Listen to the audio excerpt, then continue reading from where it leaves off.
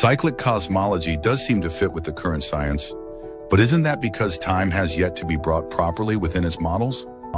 And quantum physics. It still assumes the existence of a Newtonian notion of time, and that remains to be fixed. So eternalism becomes just an assumption baked into the theory, not something the theory explains or provides reasons for? And then, a cyclic universe is a way to fill that eternity with something we can be more sure about. A Big Bang, Shar-Heat death story of at least one cosmos that self-organized itself into existence, but then also no argument against an infinity of such cycles of birth and destruction. However, once we dig into cosmology, there is evidence of how time itself must have an evolutionary development. A big case in point is how the universe starts as a relativistic soup of radiation, a world ruled by C, but then with the Higgs phase transition, suddenly turns into a realm of co-moving matter dust. Particles gain the mass terms that now mean they all travel at some speed between rest and C. And so time is changed, in the qualitative sense that mass lags the global rate of thermalization and decoherence. The radiation fireball decouples to become the cosmic microwave background, racing away, doubling and halving, at its rapid rate with its one speed. And a matter dust is left behind as a swirling gravitational cloud of particles moving at a sub-C rate, and thus experiencing this new thing of now trailing along in the wake of the CMB. All sorts of different speeds or rates of change and interaction have become possible. The very nature of time has been transformed, even though this more complex temporality is what we see as our simplest possible Newtonian notion of time. So time is scaled by C under special relativity.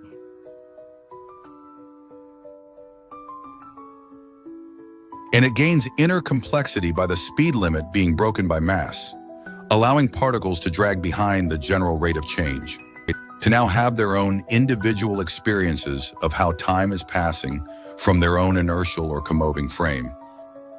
Then another way time gets complexified is by it being broken superluminally. When dark energy eventually freezes the cosmic event horizon at a fixed distance, then again, this is a phase transition from the simple SR light cone point of view. You start with the simplicity of a cosmos that just evolves at C. But then that can be broken by both the emergence of a superluminal structure and a sub-C rest mass or co-moving level of temporal structure. So my point is that what we know about the Big Bang should act as a constraint on our metaphysical claims. And we know the universe was a doubling halving symmetry, breaking from at least its first billionth of a second. We can see it had a decoupling when the radiation-dominated part split off and raced away, leaving a co-moving dust diddling about at all speeds between 0 and C.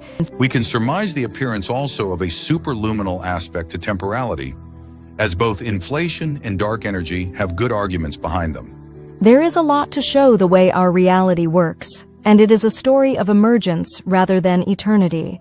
Of self-finitude and its topological complexification, rather than infinity and a lack of meaningful physical development. Both eternalism and emergence could be jammed together, and that is what cyclic cosmologies try to achieve. But my view is that is metaphysically confused, a ruse to stave off having to give a fully consistent account. Our Big Bang cosmos has emergence stamped all over it.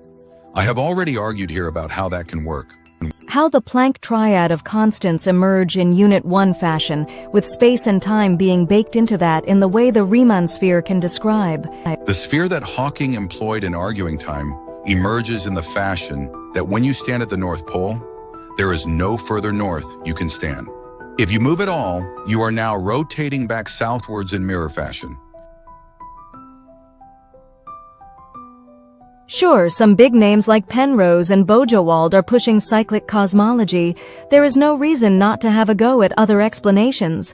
But also, the Big Bang tells its own story. We have clear evidence of the nature of temporality evolving. And it will continue to slow and thus eventually become the moment lasting forever.